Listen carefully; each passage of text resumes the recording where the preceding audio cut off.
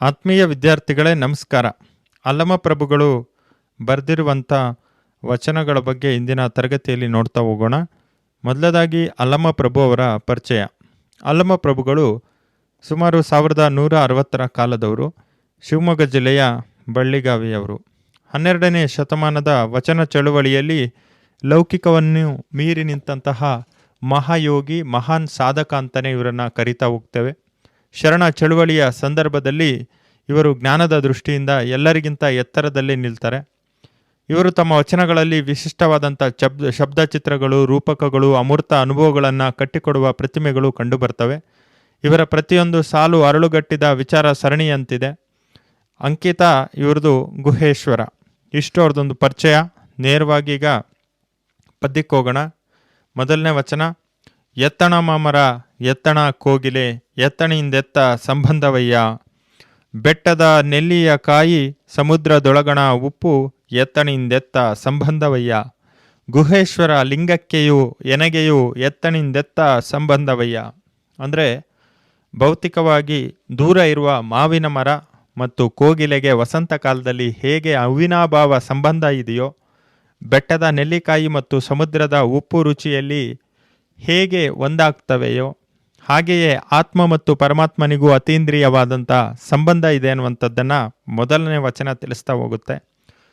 ಎರಡನೇ ವಚನ: ಕೊಟ್ಟ ಕುದುರೆಯ ನೀರಲರಿಯದೆ ಮತ್ತೊಂದು ಕುದುರೆಯ ಬಯಸುವವರು ವೀರರೂ ಅಲ್ಲ ಧೀರರೂ ಅಲ್ಲ.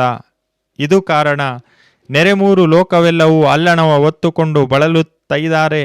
ಗುಹೇಶ್ವರನೆಂಬ ಲಿಂಗನವರೆತ್ತಬಲ್ಲರು.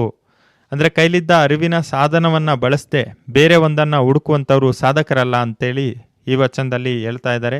ಜನರು ಜ್ಞಾನ ಇಲ್ಲದೆ ಸಂಸಾರದ ಹೊರೆಯನ್ನೇ ಹೊತ್ತು ಸುಮ್ಮನೆ ಒಂದು ಬಳಲ್ತಾ ಇದ್ದಾರೆ ಅಂತೇಳಿ ಅಲ್ಲಮ್ಮ ಈ ಒಂದು ವಚನದಲ್ಲಿ ಹೇಳಿದ್ದಾರೆ. ಮತ್ತು ಮೂರನೇದು: ಮರದೊಳಗಣ ಕಿಚ್ಚು ಮರನ ಸುಟ್ಟಂತಾದನೆಯ, ಬಯಲ ಗಾಳಿಯ ಪರಿಮಳ ನಾಸಿಕವನಪ್ಪಿದಂತಾದನೆಯ, ಕರುವಿನ ಬೊಂಬೆಯ ಕೊಂಡಂತಾದನೆಯ, ಗುಹೇಶ್ವರನೆಂಬ ಲಿಂಗವ ಪೂಜಿಸಿ ಭವಗೆಟ್ಟೆನಯ್ಯ. ಅಂದರೆ ಜ್ಞಾನದ ಬೆಂಕಿ ಅಹಂಕಾರವನ್ನು ಸುಟ್ಟು ಹಾಕಿದಾಗ ಉಂಟಾಗುವಂಥ ಅನುಭವವನ್ನು ಕವಿ ಇಲ್ಲಿ ವಿವರಿಸಿದ್ದಾರೆ. ತಾನು ದೇವರ ಪೂಜೆಯಲ್ಲಿ ಲೀನವಾಗಿ ಜನನ ಮರಣಗಳ ಬಂಧನದಿಂದ ಮುಕ್ತನಾದೆ ಅನ್ನುವಂತಹ ಒಂದು ವಿಚಾರವನ್ನು ಇಲ್ಲಿ ಅಲ್ಲಮರು ತಿಳಿಸಿದ್ದಾರೆ. ಇದಾದಮೇಲೆ ನಾಲ್ಕನೇದು: ಸ್ತುತಿ ನಿಂದೆಗೆ ಕಿವುಡನಾಗಿರಬೇಕು, ಪರಸತಿಯರಿಗೆ ಅಂಧಕನಾಗಿರಬೇಕು. ವಾಕಿ ನಿಮ್ಮ ಪರಬ್ರಹ್ಮ ನುಡಿವ ಕುತರ್ಕಿಗಳೆಡೆಯಲ್ಲಿ ಮಾಗಿಯ ಕೋಗಿಲೆಯಂತೆ ಮೂಗನಾಗಿರಬೇಕು. ಒಂದೆಂದರದಲ್ಲಿ ಸಂದೇಹವಿಲ್ಲದಿರಬೇಕು, ಗುಹೇಶ್ವರ ಲಿಂಗದಲ್ಲಿ ಮಳೆದಿರಬೇಕು.